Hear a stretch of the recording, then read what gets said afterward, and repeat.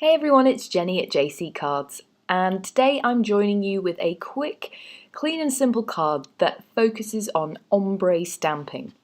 Ombre stamping is a technique I've not managed to do very well in the past, and I saw a video earlier this week by, I think it was Catherine Pooler, and she was doing some ombre stamping, and the technique she used I wanted to try out. This technique works best on stamps that are more solid images, so I'm using this delicately detailed stamp set from Crafty Individuals. It's available from topflightstamps.com and I'm actually on their design team. They specialise in providing the US market with international stamps, so you only have to pay shipping rate from the US, which is awesome. They're harder to find stamps. And Crafty Individuals, this stamp set, they're made in England, which is, you can possibly tell from my accent, where I'm from originally. And I'm first off showing you how to prep the stamp set. It is red rubber and they are unmounted. So they do require a little bit of prep when you first use them. Topflight carries something called EZMount, which is foam that has double adhesive on both sides.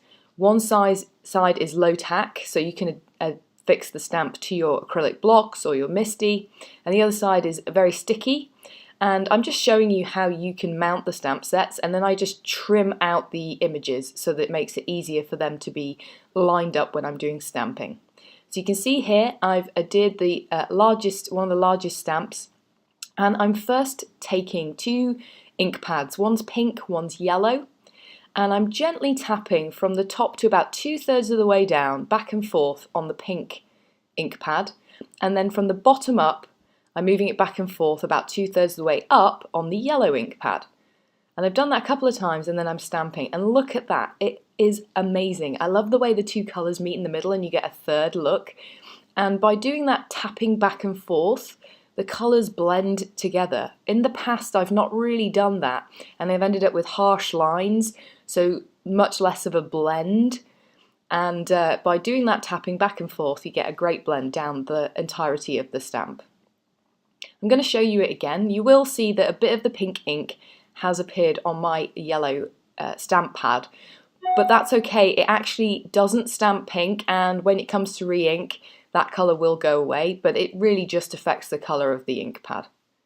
I'm now going to use one of the smaller hearts from the stamp set and do the exact same thing, and I'm going to stamp this same heart 3 times. I'm using a panel of premium white cardstock from Catherine Pooler, and I've stamped both of the 2 large stamps from the set, and then I'm just, as I say, using one of the smaller hearts.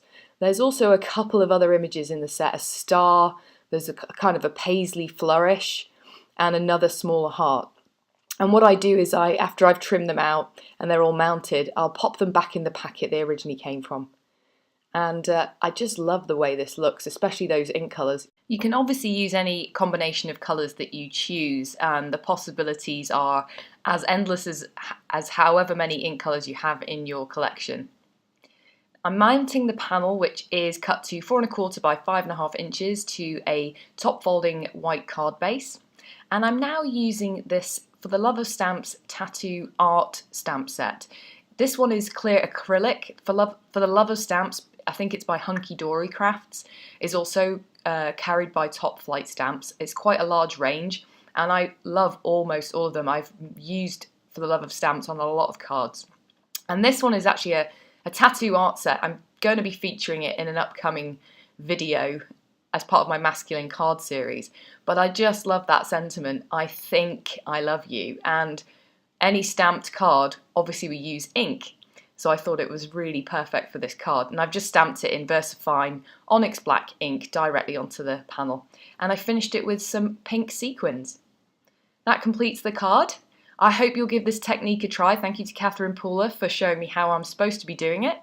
If you enjoyed this, please consider subscribing to my channel, and here's a couple of other videos you might enjoy. Have an awesome day. Bye!